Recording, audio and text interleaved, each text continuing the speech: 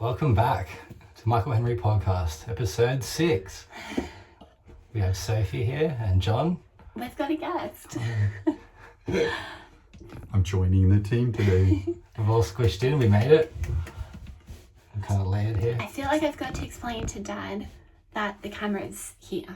It's very cozy. Dad, it is very cozy. Very professional and cozy.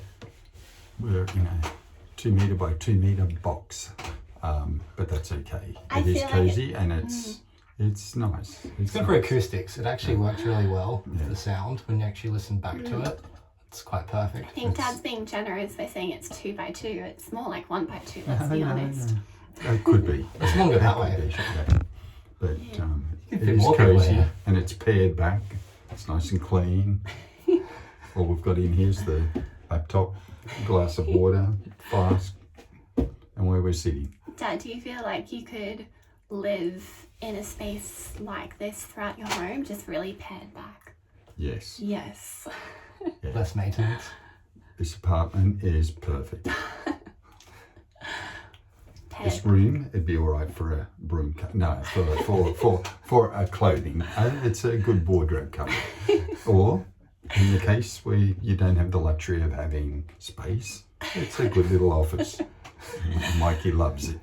I get great use out of it. I've never described it as a broom cupboard. Yeah, it's a new one to the list. So it's a little bit like a men's shed. It's a very small version of a men's shed. Like a rumpus room. Yeah. No, men's shed, you know. Men's shed. Oh, the back shed, like the where garden the shed. men go to and they potter and so on. And Michael just spends his time writing, thinking of things and I need to get a pool table in here somewhere. Yeah. Or like poke through the wall. Yeah. Teddy'd want to hang out here. More so than usual. So what's happening today? What's happening today? Well, we went to Pilates earlier. I went with Sophie. Usually I do my own class, but I came with Sophie to her class. And it was quite exciting because it's a difficult class she goes to. It's difficult, and it was made more difficult by cameras and a video recorder. Well, I turned up and they were Today. filming, and does this happen often? It never happens. There I am. I look awkward. I'm just flopping all over the place. But the most awkward thing was my top was inside out. That was by far the most awkward thing. And I thought about it. How's the best way to deal with this situation? I just ignored it. I didn't see it until you told me. So we walked the whole way to the gym and then I saw it. And I then didn't have many I options. actually ran the whole way to the gym Because because we're late. they're because of late. Teddy. And myself and little Teddy, almost 2, we were trailing behind. But Sophie and Mike sort of ran ahead, and I think I saw them with 2 minutes to go, and I thought they'll make it in 2 minutes. But Sophie's just been preoccupied ever since that time. That there was this her little right top was inside out, and it showed a little white mark. Well, she's cut off the tag, but not properly. She didn't get me to do it. I do a perfect job. You can't see it, but she's done this quick tear through It job. was raggedy. Yeah. It was not cool. And I'm sure no one cares. I- No one will care. Well, she didn't get asked to stay back to film anything. She was wondering why. Anne's watching. I was like, why did I not get paid? But I wasn't But that confused. You also to be weren't honest. looking quite as glamorous. Why did You were I get looking picked? pretty good, but yeah. I just rolled out of bed. You just rolled out My of hair there was and went like- off to Pilates. My shirt was the right way around. I didn't get picked either. Yeah. My hair was on point. Yeah, No. wasn't our day. Although we had Teddy and John waiting. But I at the feel door. like that's life when you're young parents. You're kind of just rolling along, doing your best. I feel as though because I'm not preoccupied generally with those, clearly I'm not preoccupied because my top was inside out, but I don't know, you've just got to roll Well, with it's things a better little to bit more live when your you're a life that parent. way than stress out over little things like a slight tag, a very slight. Dad's being very kind and trying to downplay the situation. It was It's more important that you're bad. at Pilates and actually doing Pilates. Mike came out of the class and so, oh my God, that was the hardest class I've done for a long time. he looked exhausted. Yeah. Sophie walked out, Hello. and just a little bit. Yeah, she I'm like, my managed top's fairly inside well. out. I'm traumatized. She was traumatised by it. Pilates is harder than it looks, alright. Go and do it. This is going the same way a lot of your other podcasts go. We're talking about a lot, but nothing. Yeah, it's sort of, it's Well, that's nice. the first few It's minutes. It's light. Yeah, usually in the first few minutes you get it out of the way, just the anxiousness and the random. When I've looked Should at we your do some podcast, breathing? it's a little bit like just opening a book at anywhere, and you don't know what you're going to end up with. Yeah. Today? You just flick the page and it opens up somewhere, and this is the topic. We've discussed this previously, how I've been guided more about what is the energy that we're sharing with the listener and the viewer more than the content, because I can say when I listen to a podcast, I connect with individuals who have an aspirational energy to them. I can only speak for myself, but I think that's behind a lot of successful podcasts. What do you think, Dan? I haven't listened to that many podcasts, but it's a bit like listening to it's stories, it's storytelling, and I think people are always interested in storytelling and other people's experiences and journeys in life. And the one I listened to last and I enjoyed very much, of course, was George Davis. I spoke about Hi, George. Yeah, hi, George. Hi, Hey, George. You know, This George is might be George's yeah, second George. mention, Is because it? I was very affected by it in such a positive way as well. I could have cried a little bit. George, Oh. he's a bit like a superstar, George Davis, and I don't know how much Sophie said about George. Explain how you know George. George was a student. I'm a teacher and still teaching and loving what I do. And George was a student of mine back in the early 80s. That gives away my age a little bit. I'd been teaching a few years, and I was teaching in Newcastle, where I was trained and lived. But then I got a telegram saying go to Punchbowl Boys High School. It was a telegram. It arrives delivered at the door before emails and mobile phones and so on. And it said go to Punchbowl Boys High School in Sydney. And, One of the top schools, right? yeah, and I didn't know where Punchbowl Boys was. I didn't know what suburb, anything about it. But we went down and had a look at Punchbowl Boys. And anyway, I spent 18 years at Punchbowl Boys High School. Wow. It was a bit like a life sentence, some would say. And it did have its challenges, but there were some really lovely students in the school, despite some problems, particularly sort of later in the 90s. But lovely families and very multicultural and diverse school. Well, there and were George, some quite famous criminals that went to that school. well, yeah, but I'd rather think of there were a few.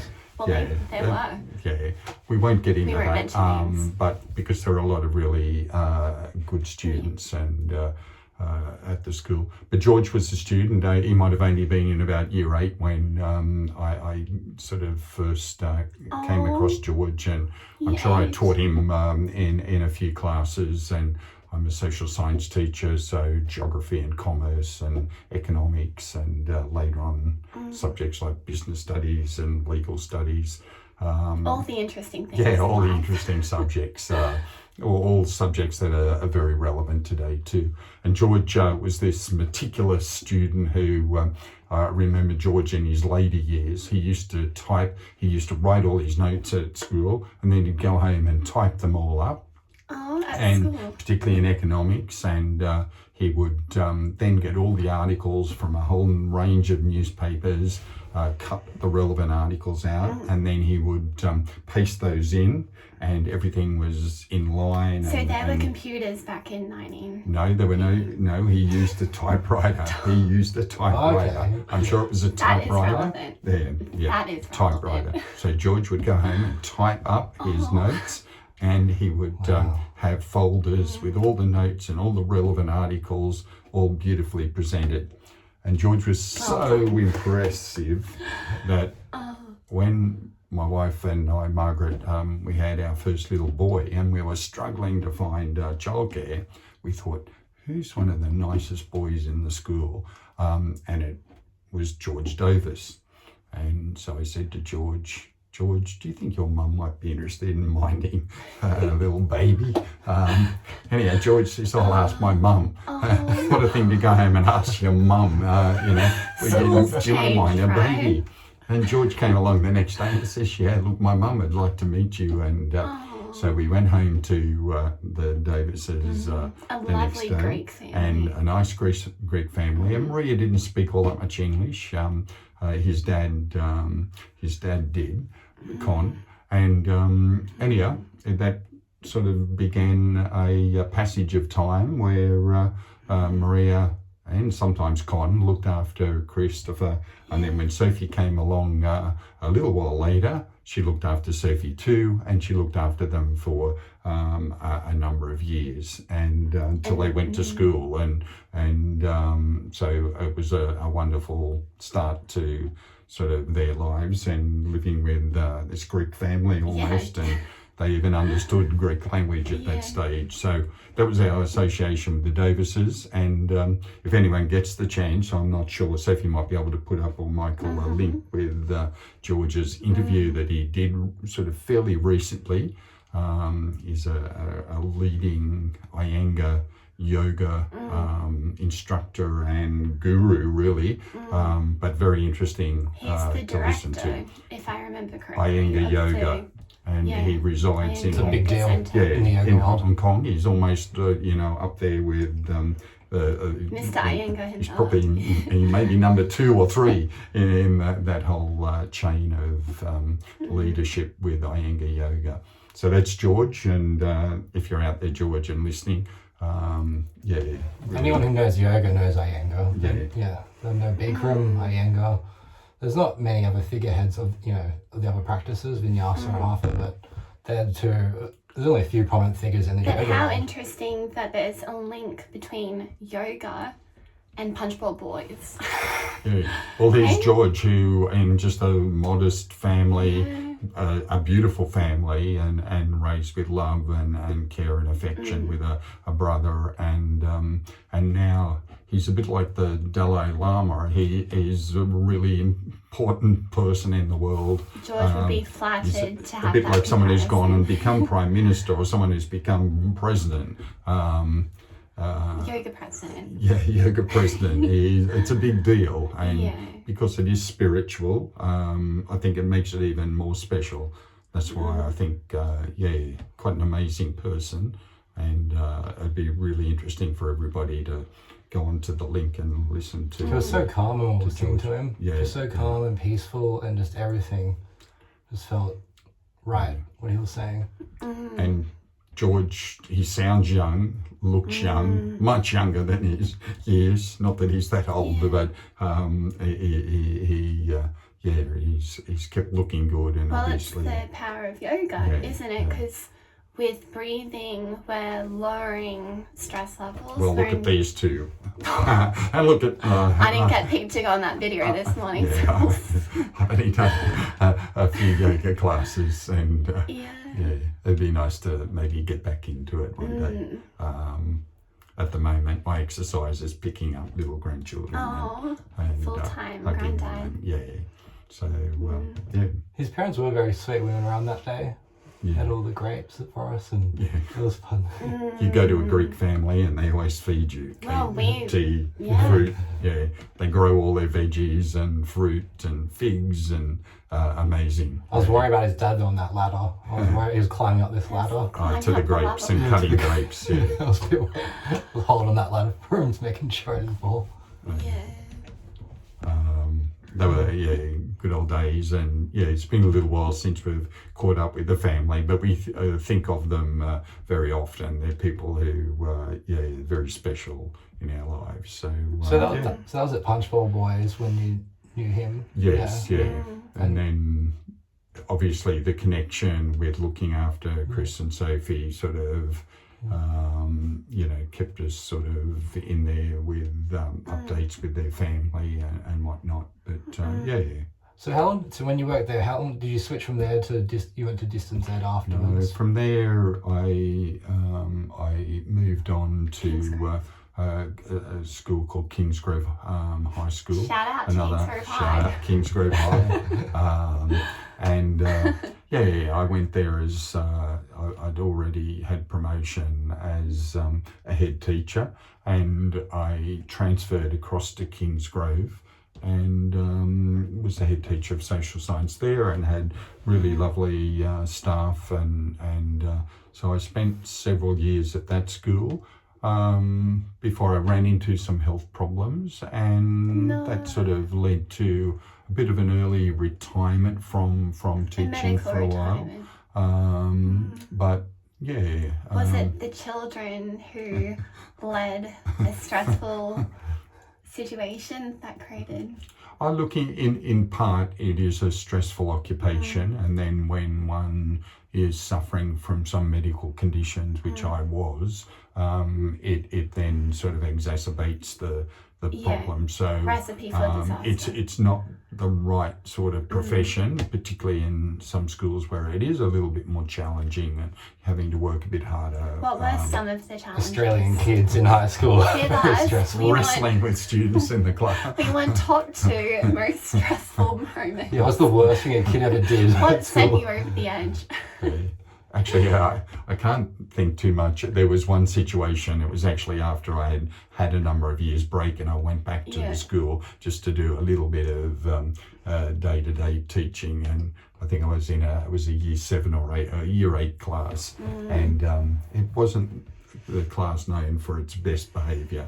And anyway, we're trying to get the class settled at the beginning of the lesson. How do you do that? And to get that settled, I had to actually go down to that classroom. I think it was after recess, and so instead of having my morning tea, I'd be down there and I'd put the sheets on the desk where the students are going to walk in, write instructions on this was chalkboards and whiteboards and so on, write instructions on the board so that's really clear what they had to do when they came in. So they had the paper, they had the instructions, all the seats were sort of nice and in order, so they come in. But of course, kids come in and they're really chatty and sort of all over the place. So again, kids. There's always the good ones. The girls particularly come in, sit down, and a few of the boys. But then in came another boy, and he was all sort of over the place, and you could tell there was going to be a bit of a problem. Next minute, in comes a kid who's chasing after him, and I'm going to kill you, and I thought, I'm literally going to kill you. And the kid just dives for this boy and starts beating into him. So, I had to run up and sort of bear hug the kid who was trying to sort of get to the other kid. And anyway, is that the right response? Look, it was the only response. It was the only response. I was just thinking hands-on children. In fact, you just have to do something because the policy is about protecting other students, and so if you've got to sort of bear hug a student to stop him beating into another student, then that was quite permissible, and certainly it wasn't questioned by anyone. Having said that, there was a funny story at Punchbowl Boys High School, and I wish I could think of the boy's name. No, maybe that's not to share. Hey, he kept sort of hassling. He kept hassling this other kid, and who was sitting in front of him, and to the point where he became. The boy who was hassling the other boy got aggressive and started sort of punching him. Yeah. So to protect the other boy, I really did bear hug that student too. But the other student turned around and punched him in the face while I was bear hugging. Oh no, so you were hopping up. So I actually, I helped out the good guy, but I thought, oh my goodness, this could get me into trouble. But in the end, at that school, they didn't really, they understood that they'd done the wrong thing, and it was all resolved sort of amicably. It's really complicated. So they're the sorts of things that often happen in teaching. It's not always like that, but... have kids gotten more unruly over the years since when you started to now? Can you remember when you first... Look, I think the answer to that probably is yes. but a lot of it depends on the school and the area. But I think these days students, I know there are a lot more challenges for a lot of kids, and sometimes with kids that come from disadvantaged families or broken families, they can find it difficult Is to... that more common these days? I think so, yeah. Okay. There are lots and lots of examples of families that they're single parent families. I think that does make it so in the past, families stuck together. I think probably, again, I think yes is the answer to that question. Because which decade did you start teaching in? In the late 70s. So the late 70s, and then through the 80s and the 90s, and so I think today. It is, and the way students sort of like to be entertained more, and so concentration levels suffer, and I think most people hear today about students who've got specific learning needs and so on, and that seems to be, it's either much more prevalent today because there's more students being tested or more medical sort of intervention than the past, but a lot of those things impact on behaviour. Okay, so kids fell through the cracks a bit in the past too. Possibly. That was treated like everyone else. And I think some kids I think in those days too, students used to leave school sometimes in year 9 or year 10. So if you weren't suited to school, or if you didn't get on at school, then once you turned 15 you could basically leave. Some kind of like undiagnosed intellectual disability, you probably just left because no one was focusing on it. Okay. And so for that reason, then those students weren't sitting at school in senior years getting bored or frustrated and causing problems. Whereas today, the department expects students to be at school until they're at least, I think, 17. And that for some students makes it difficult. For others, it's a good thing, but it can make it difficult for students. It can make it difficult for some teachers. Yeah. What about, do you call it corporal punishment when there's the ruler? Yes, corporal? When the cane was used, or and again, some people will have no memory. Younger people and younger parents might never have experienced corporal punishment, but it was fairly common in years gone by for teachers to cane students who misbehaved or hit them with rulers, and it seems really abhorrent now to do that. The same in families, in families, fathers and mothers used to spank their children, that is slap their children, spank. That's a word that's not been used. Spank their children. So that was slap their children on the bottom, slap them on the arm. And again, a lot of parents did that in terms of just slapping them on the legs or the hand or something like that, or hitting them with a ruler. Of course, there were parents that went further than that, but hopefully that was the exception rather than the rule. It's interesting. There's so many different factors at play. I think there seems to be some great significance of that component to things, and but there's so many factors that are significant. Yeah. Well, they banned corporal punishment. I'm not sure. It was probably in the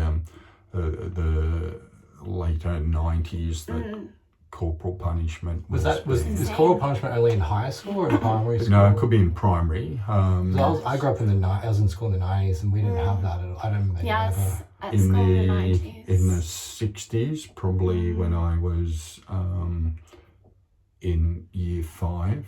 In fact, it might have been, and I'm giving away my age, but I don't really care. It's probably back in 1966 or 67 maybe. I was in grade 5 in primary school, and I had a teacher, and his name was Mr. Edmonds, and which is ironic because Dad ended up marrying Margaret Edmonds. Yeah. I don't know, just This Mr. Edmonds pointing that out. Yeah, okay, was- Mr. Edmonds. was a bit sadistic in that in those days I was 5A and I was in the top class, which was Well done, Dad. 3A, 4A. I'll just I could acknowledge tell that. another story that goes back. We'll go back and then I'll come back to 5A, 5. And other people might be able to sort of think, relate sort to of it. relate to it. Yeah. I was in a school in Yass. My parents, who were both teachers, moved to Yass in, I think, about 1960. And I was only a little boy when they moved there, but I ended up going to the infant school and where my mum taught.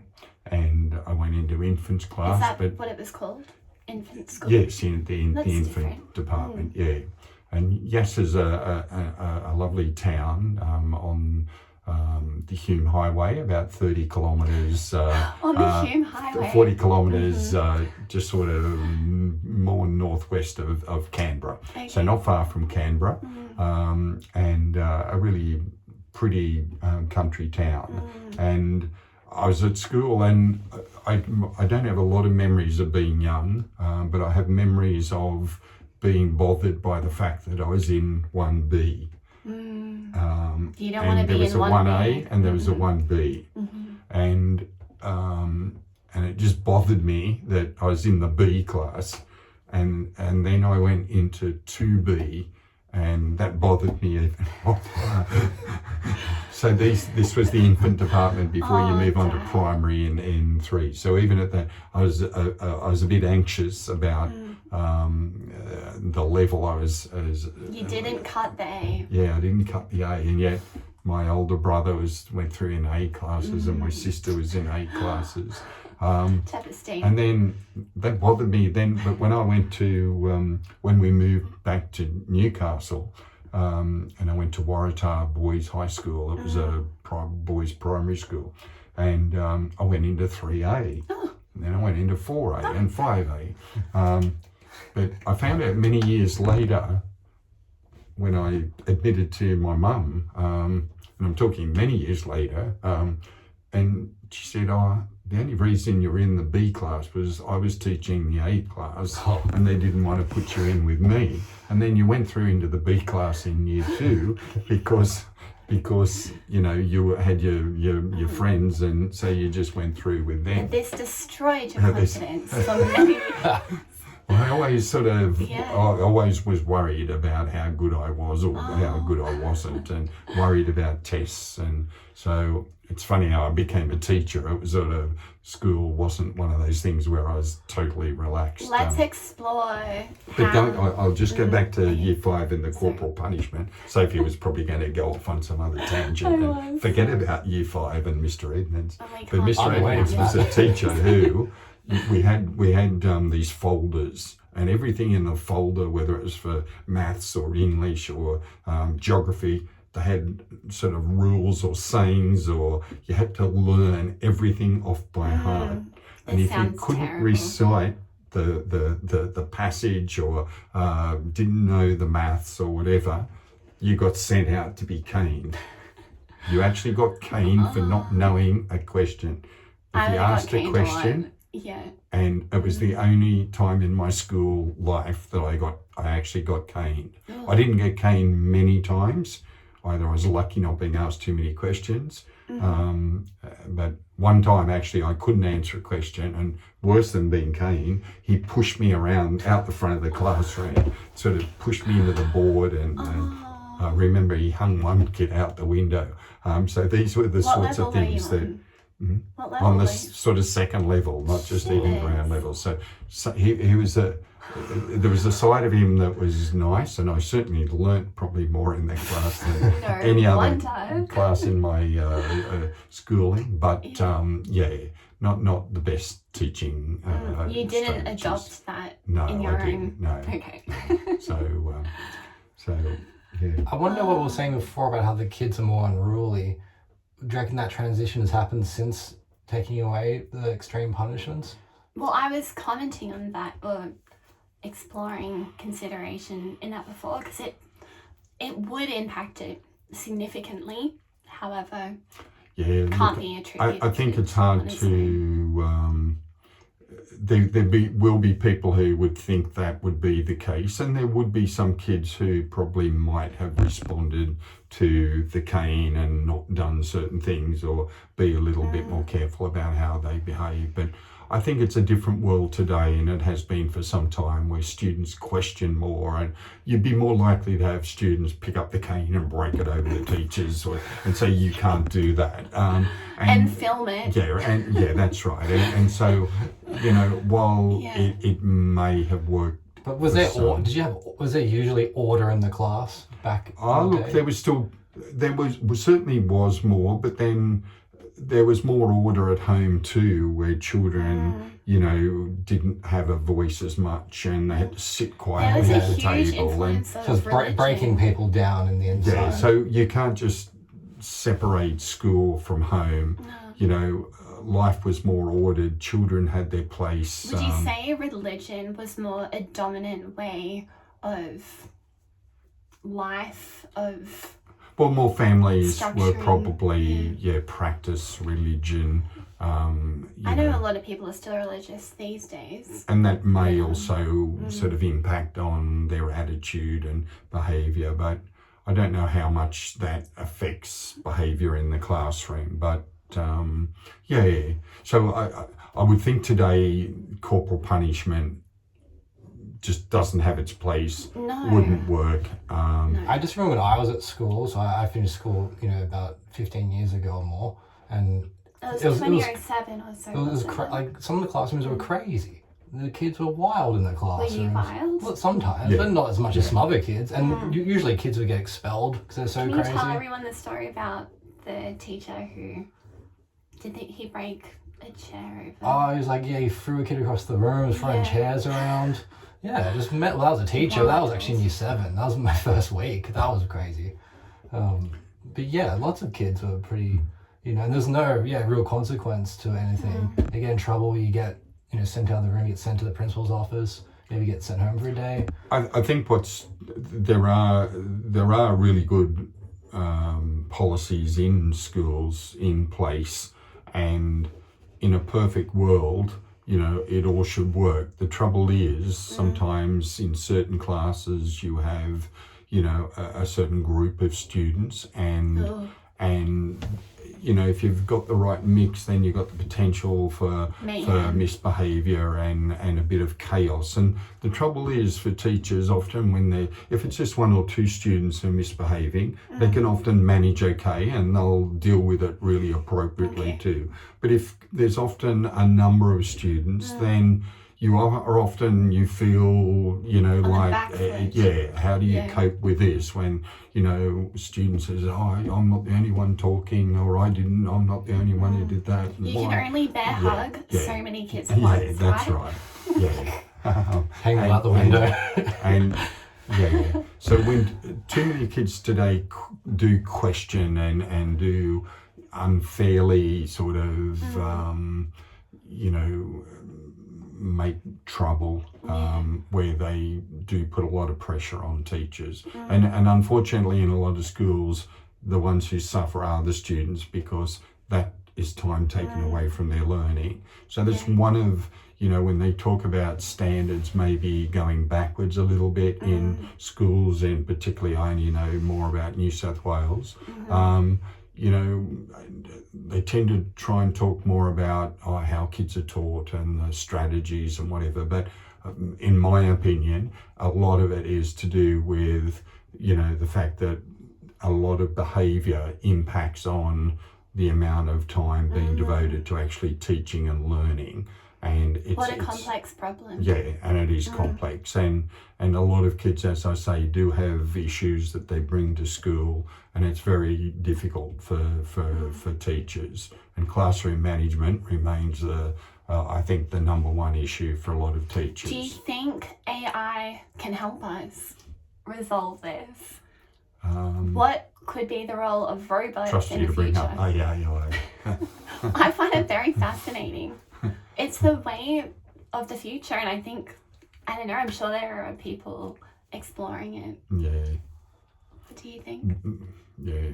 Schools are trying to come to terms with AI in terms of student learning, and particularly I know in my school they're obsessed with, whether it's a student's work and have they used AI and exploring and doing all the searches to find out, has this been written by them or has this been written by AI? But it's so interesting because in the future, and I know with my brother Chris, he works in engineering, and I remember him saying he went to uni and he did many years of very thorough learning. However, once you enter the workplace, all you need to know is the formula. You need to know the formula and understand how to use Excel. And it's interesting that students may be using AI to construct answers. There is a skill in that. Yes. Yeah. And that I find that interesting. Obviously, we're encouraging, the school system encourages students to learn, and they want students to use their mind in a specific way. However, there's this added layer, which is of importance, that it's potentially bringing down other, I'm coming other to terms factors. with how to use AI in my teaching and understanding of topics, or how to present topics better myself, and I'm starting to use AI sometimes to formulate PowerPoint presentations and he was whatnot. working back in the 70s. Look at that now. My personal attitude is a bit along those lines. I think the students that use AI effectively, and it's not about just copying, AI verbatim. It is about using it more cleverly, because it does save time, and whereas in the past, we would often go to several sort of books or resources to get information. Well, kids today can just, and I was just doing something looking up something on the Anti-Discrimination Act just a short while ago, and I wrote this thing into ChatGPT, and it came up with a really good answer. And so look, all of that's exciting stuff, I think. But what about robots for discipline? Because you said that's one of the key areas of teaching, classroom management. I wonder how AI can be used. There must be a clever answer to this. Probably, I would say, I'm not sure how the robot can capture and bear the student and cover the mouth as well, and probably the robot can do that better than I could. The robot could hold on, whoever that robot is, boy or girl, or male or female or neutral. You could just really hang on to that person until personify the robot already. I am robot. But I think breaking up the students, that's what I used to think in class. The bad students always sit together, and then if the teacher was smart enough, they would put them into different corners of the room. I didn't like that when they separated. Yes, a lot of students come in though, and then they don't like that. And of course they don't like it. Some teachers though, some teachers can operate and do that better than others. I must say, I struggled to be too sort of regimented. And too much of a disciplinarian.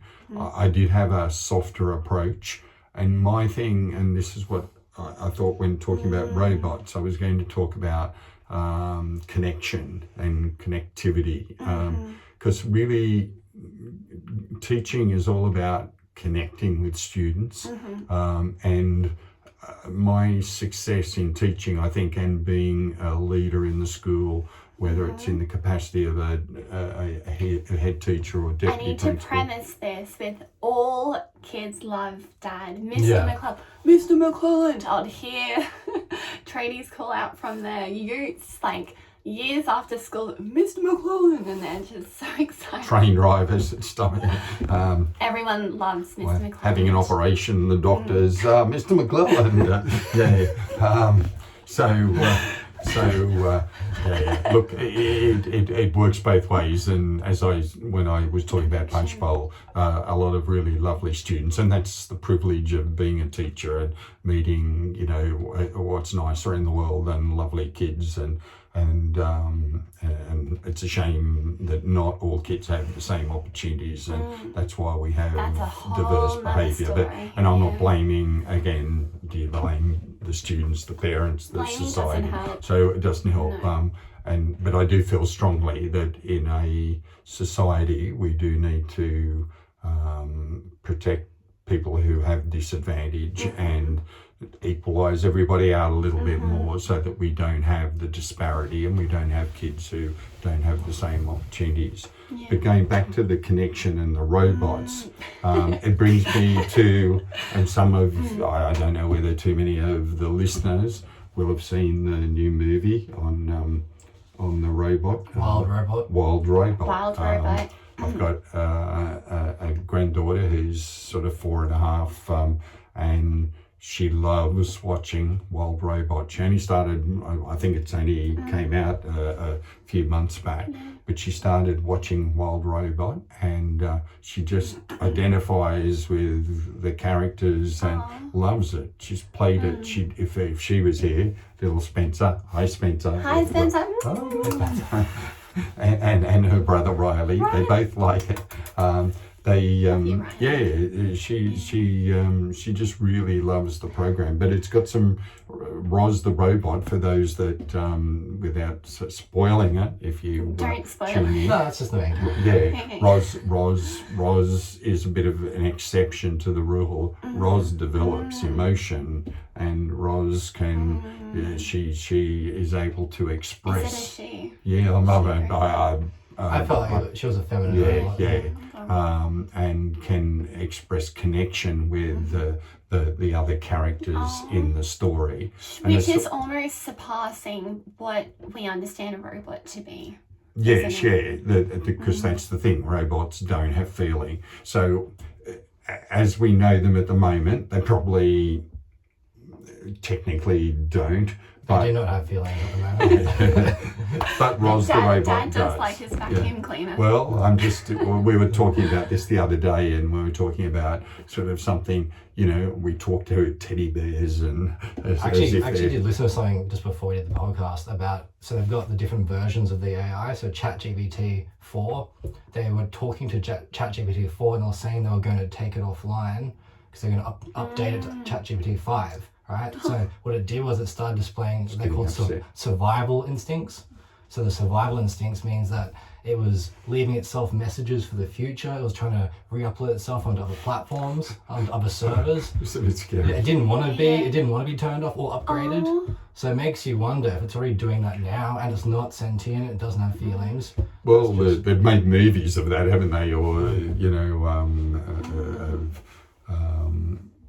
characters or robots sort of developing but maybe it does it. Like, who's to say it doesn't? But I don't think anyone going to take over the world is saying that it has feelings. Robots do not have feelings. No one's saying that I would right say now. feelings, like, bring this back to yoga, just because I do that.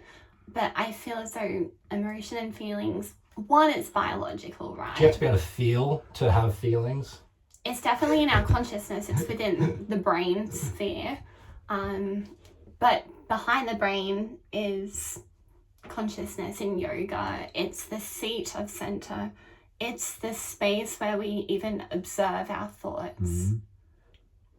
If we can, it takes a bit of understanding to be able to conceptualize that we aren't our thoughts. When you sit down in meditation, that becomes apparent with some experience.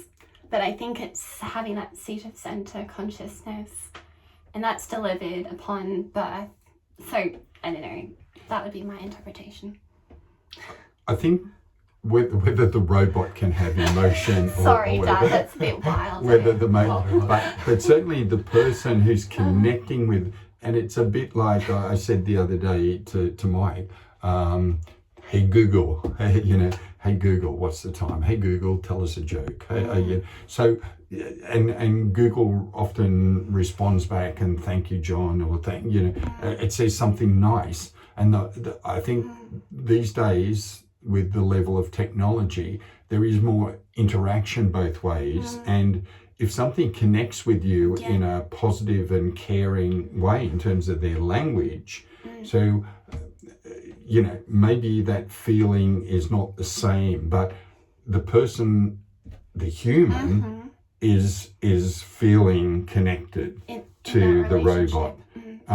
So you can imagine if you had one helping you at home, and it was a robot walking around and whatever, you could start to feel close to that robot.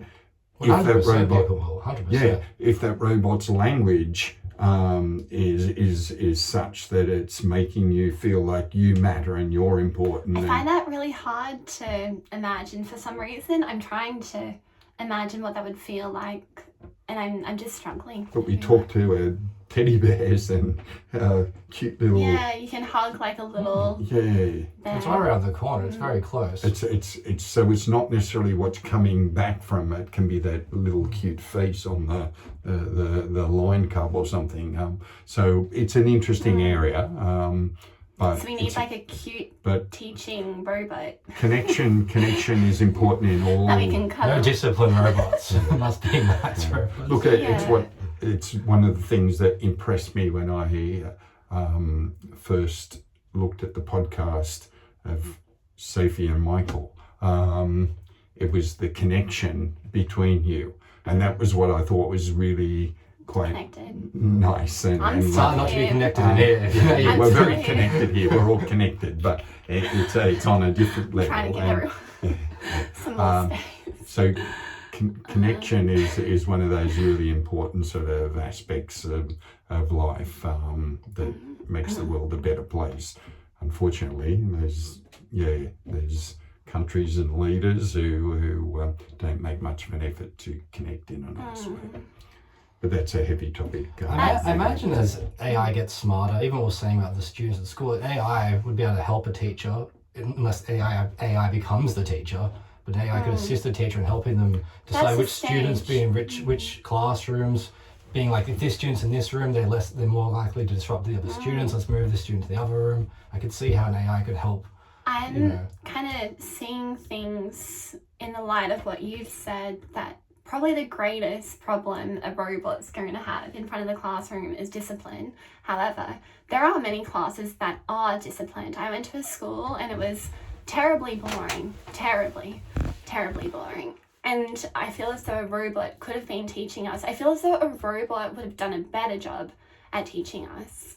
I think what a big problem I reckon is what John was saying, the connection. A robot connecting with the students. Because I think if you actually connect with the students and you respect them, they're going to respect you back. I want some jokes from the robot. If you respect them.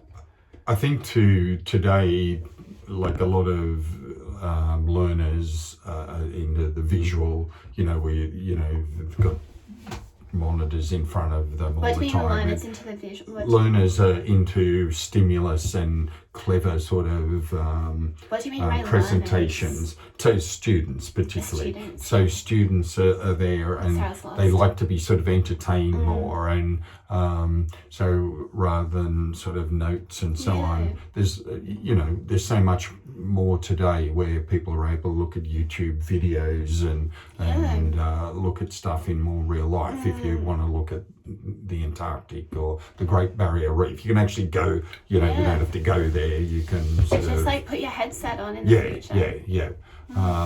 So all of that is interesting moving forward.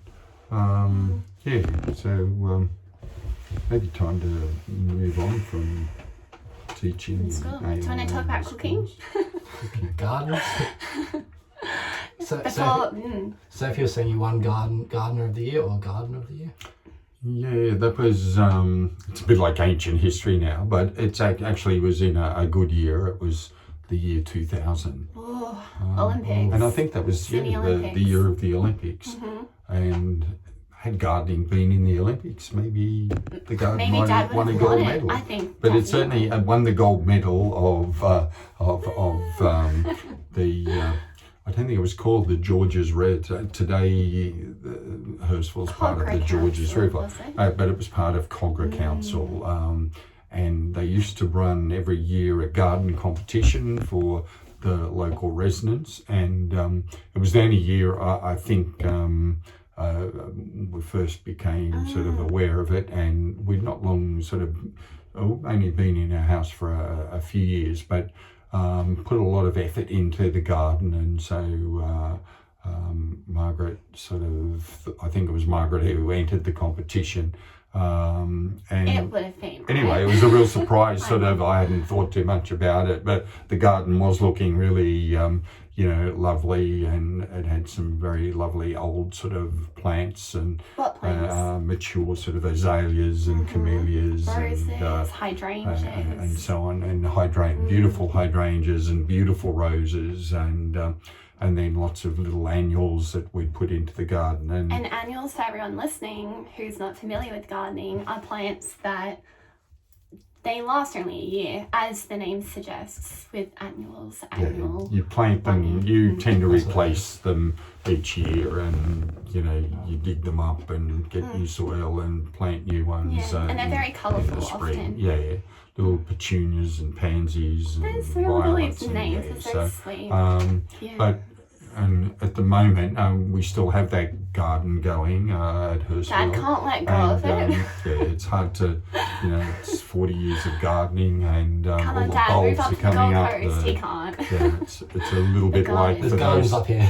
Yeah, for those that know the area, it's a bit like going. It's a bit more of an English type of garden, or a barrel down on the southern highlands. It's got a lot of barrel features with bulbs and snowdrops and bluebells and daffodils and jonquils and freesias coming up everywhere. And so Dad knows a lot of plants. So they're all What coming up. characterises an English-style garden? It's almost like a field of plants randomly placed in a way, right? There's a sense of wildness to it. It's not such a tailored and it's not like a Japanese garden where everything's very precise. Yeah. There's a I think specific it differs phrase. very much from an Australian garden, and I did actually design where my parents lived in Newcastle. We actually built Waratah, it's top A of the nice hill, Australian and name. we built a new house, and it was a big corner block, and Dad literally built it with his brothers. Yeah. And Old so we style, designed the right? garden, and we thought we'd do a native garden. But it's funny, and it started off with a lot of native plants and lawn and whatnot. It was fairly, could cop a fair bit of wind and whatnot. And for a number of years they did quite well. But as my love of particularly camellias and azaleas sort of took over, we always were going to the nursery when we went there, and I'd be buying a camellia or two or three or several azaleas. And so in the end, they ended up being put around the house in feature quite of the home. significant numbers. And they were the plants my mum loved. In the end, as she got older, she'd go out there in the particularly at this time of the year, in the winter and early autumn, and pick the flowers were stunning. In fact, they grew better. They grew better there in an environment where they probably shouldn't have grown as well than in our house at Hurstville. So what are some of the factors that influence how a flower grows effectively? Yeah, look, they just either do love the type of soil that they're in, and whether some don't even need to be cared for very much. Sometimes you see the most stunning, you see that camellia often. bushes or azaleas or rhododendrons or whatever growing, or roses, and they get no care at all. So it's just luck of the draw a little bit. But look, the main things behind good gardening is good soil, fertilizer, good light, the right conditions. So, but but it was the right azaleas and camellias just were stunning. In Waratah, and it was very sad when we had to let the house go when my parents sort of had both passed away. But hopefully those plants are still beautiful, and they would be growing well at the moment. So the house at Hurstville, the garden, and it won the best garden, overall garden, and the most established garden, and it also won another couple of categories in the competition too. So. I think I ended up with a few $1,000s to spend in a local nursery, which at that time in 2000 was still a reasonable amount of money, and given the amount were you on a podium that the other people and because I think it was featured in the local newspaper. Have you entered in other years besides that year? Well, the funny thing is, I think, I don't know whether it ran the next year. Then the Kogarah Council, didn't run the competition again. I might think you might have won more years than that year. No, it was only, but it's because they stopped running the competition. But what my wife thought, wow, you should have ended up with something more than just money and don't have a proper plaque. So she rang up and my mum wanted more acknowledgement. So anyhow, the council were very good, state of origin, and they actually put together a beautiful brass plaque and all properly engraved, and so not quite a trophy. It was misplaced for a number of years. Oh, yeah, you found that. It was found recently. I thought a plumber stole it. Yes. My wife always blamed this person for probably taking it and sort of getting the metal value for it. But it actually turned up when we were having solar panels, the solar industry put on the roof, and I've since had a big moment just last week. We had the battery installed and turned on, and finally it's all working. I feel as though the home at Hurstville is like a shining light amongst Hurstville's an interesting suburb. I find it interesting. It's like a contrast of Dad's home, and then there's a really thriving Chinese community. There's delicious food up the street. Where the house is in a heritage area, but the nature of urban housing has changed, and certainly there has been the growth of a lot of high-rise buildings and apartment buildings. But that makes your home look even the little enclave of just Federation houses and houses built on the edge of the Art Deco period. What year was it built I think our house was built in the late 30s. And there's lots of examples of 1930s and prior to so ours were prior to World War II. So quite a lovely area, and one experiencing change, but it's still really nice, and the garden is doing well, and all the bulbs are coming up at the moment. I don't doubt it. I look forward to that when I go home, along with seeing my other two little darling grandchildren, little Spencer and Riley.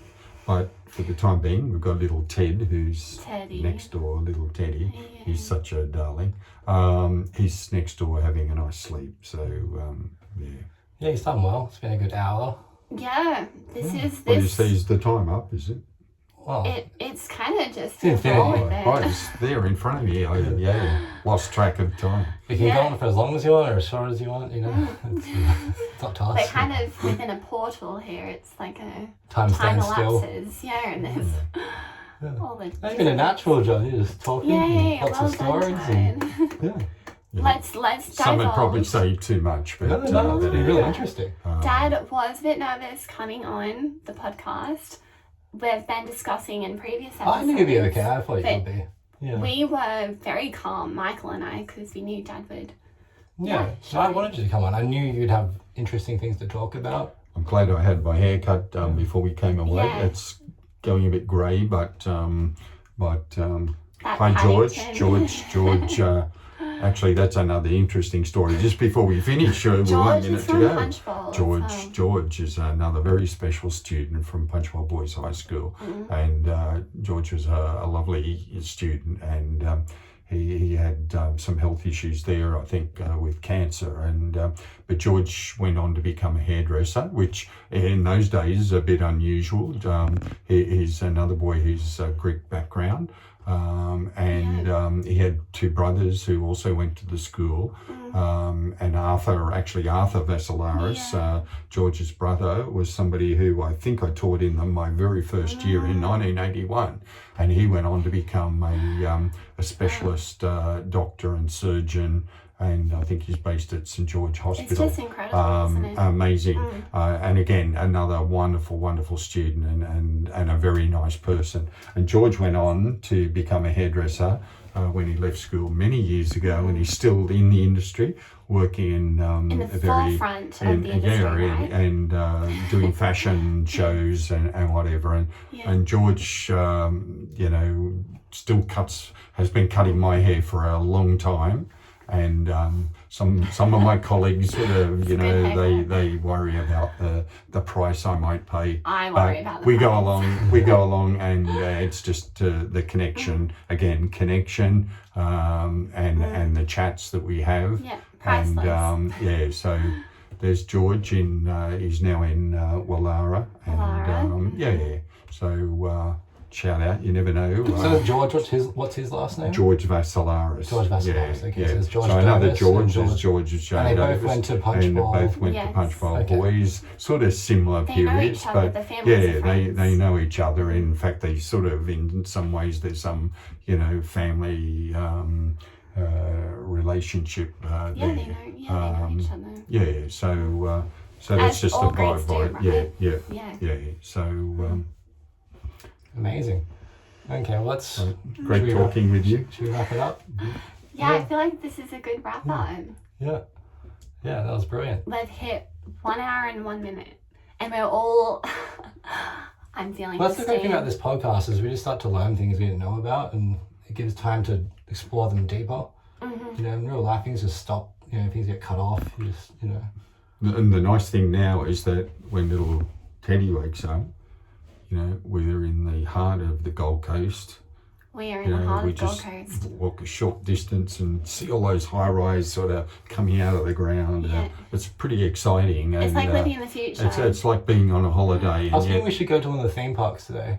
You haven't been to one yet with Teddy. Yeah, Pretty good theme idea. parks. Again, it's another one of those things that sort of go... I go, I don't know. Podcast is enough. I don't know about that. He's so cute to see though. He goes on the The man, does he? Yeah. So, all right. You might find out in the next Now we're going to go podcast. onto Follow SeaWorld, that. everyone. So, That could sorry you be- can't join us. So, hopefully everyone's doing well, and you'll see Sophie and Mike next time. Yeah, because I'm always here. Yeah, guaranteed. But got a Sophie, guest, and I'm still here. Sophie, the next guest, guaranteed. Sophie's got everything on the right way at the moment. Yeah. My and, top is yeah, not inside out, which and is she's done an it, improvement. Okay, thanks everyone for tuning in. Much love. Yeah. We'll catch you next time. Bye, everyone. See you next time. Bye bye. Oh, bye, Suraj. Special friend of ours. Suraj. Suraj. Shout out to Suraj. Yeah. Shout out to Suraj. Can I shout out to Sarah? I've already shout out to Sarah already. Yeah. Anyway, but shout And out everyone to else, everyone I'm listening. sure you're I know. special. Thank you for But nice things, just Sarah. You say, spent my book. Thank you for the nice things. Very lovely of you to say that. And Mikey will put up the links to George's Listen to George Davis. Yeah. I think it's called On the Light. On the light. Yeah. on the light. All right. We love you. Bye. Bye everyone.